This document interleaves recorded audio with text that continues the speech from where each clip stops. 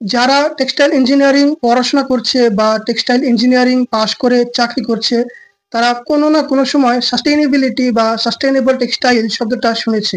একজন textile student বা যারা এই সেক্টরের সাথে যারা জড়িত, তাদের এই বিষয়টি সম্পর্কে একটি ভালো ধারণা থাকা খুবই গুরুত্বপূর্ণ।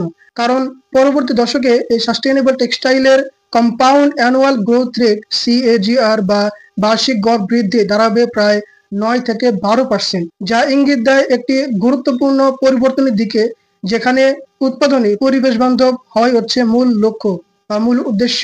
সাস্টেইনেবল টেক্সটাইল আসলে কি বা এটা আমাদের জন্য কেন গুরুত্বপূর্ণ? বর্তমানে গ্রিনহাউস গ্যাস নিঃসরণের প্রায় 5 থেকে 10% এবং বিশ্বব্যাপী জল দূষণের প্রায় 20%-এর জন্য এই পোশাক খাত দায়ী। তাই এই খাতে পরিবেশ বান্ধব উপকরণ এবং প্রযুক্তি ব্যবহার এখন সময়ের দাবি।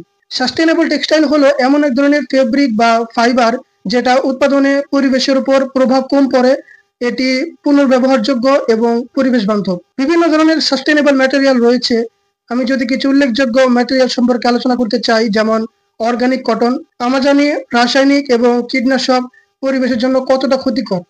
অর্গানিক কটন রাসায়নিক এবং কীটনাশক ছাড়াই উৎপাদন করা সম্ভব এবং এটি পুনরায় ব্যবহারযোগ্য এবং পরিবেশ বান্ধব। আরেকটি জনপ্রিয় সাস্টেইনেবল ম্যাটেরিয়াল টেন্সেল বা লায়োসিল, যেটা কাঠের গুঁড়ো বা গাছের সেলুলোজ থেকে উৎপন্ন হয় ক্লোজড লুপ প্রক্রিয়ার মাধ্যমে, এবং এটি উৎপাদনের সময় যে পানি এবং রাসায়নিক ব্যবহার হয় সেটি সংগ্রহ করে রাখা যায় এবং পরবর্তীতে পুনরায় উৎপাদনের সময় এটি ব্যবহার করা সম্ভব। এতে অপচয় এবং দূষণ দুটি কমিয়ে আনা যায়।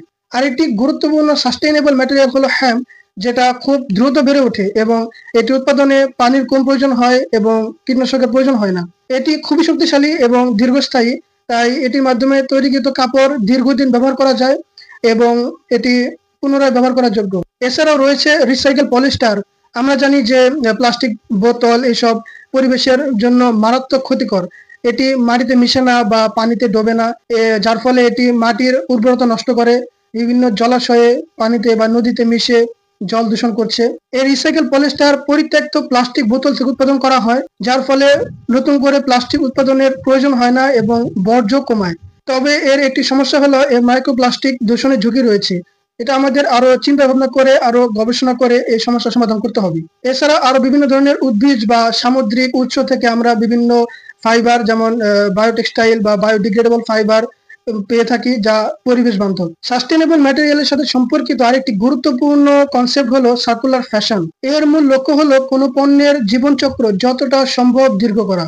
কাপড় উৎপাদন, পুনরায় ব্যবহার করা এবং সংরক্ষণ করা যায়, এবং একটি উপাদান বারবার ব্যবহার করার মাধ্যমে আমরা এর অপচয় এবং দূষণ দুটো কমিয়ে আনতে পারি। এমনকি এতে কাঁচামালের অপচয় এবং উৎপাদনের খরচ কমিয়ে আনা সম্ভব এবং পরিবেশ সুরক্ষিত থাকে।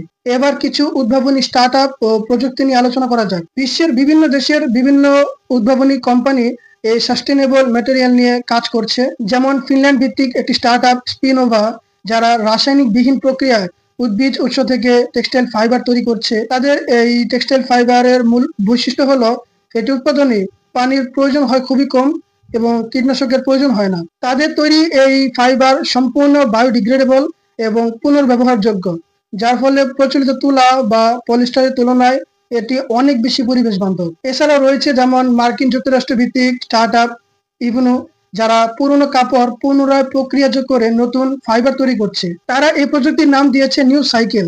মূলত পুরনো তুলা বা মিশ্র ফেব্রিককে ভেঙে উচ্চমানের সেলুলোজ ফাইবার তৈরি করে এবং পরবর্তীতে উৎপাদনে এটি আবার ব্যবহার করে। এর ফলে পানি, জমি এবং রাসায়নিকের ব্যবহার উল্লেখযোগ্যভাবে কমে যায়। আবার H&M গ্রুপের একটি উদ্ভাবনী প্রকল্প সায়ার, যারা টেক্সটাইল টু টেক্সটাইল রিসাইক্লিং প্রযুক্তির উপর কাজ করছে।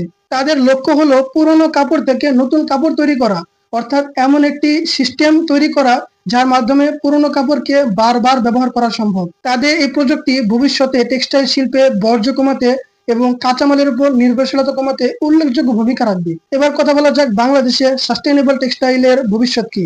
বর্তমানে leadership in energy and environmental design লিডের সার্টিফাইড সবুজ কারখানার সংখ্যা পুরো বিশ্বের মধ্যে বাংলাদেশে সবচেয়ে বেশি। বিজিএমইএ সাস্টেনেবিলিটি ভিশন 2030 বাস্তবায়নে সক্রিয়ভাবে কাজ করছে। দেশের বিভিন্ন পোশাক কারখানায় পুনর্ব্যবহারযোগ্য উপাদান, অর্গানিক কটন এবং পানি ব্যবহার কম হয় এমন প্রযুক্তি ব্যবহার হচ্ছে।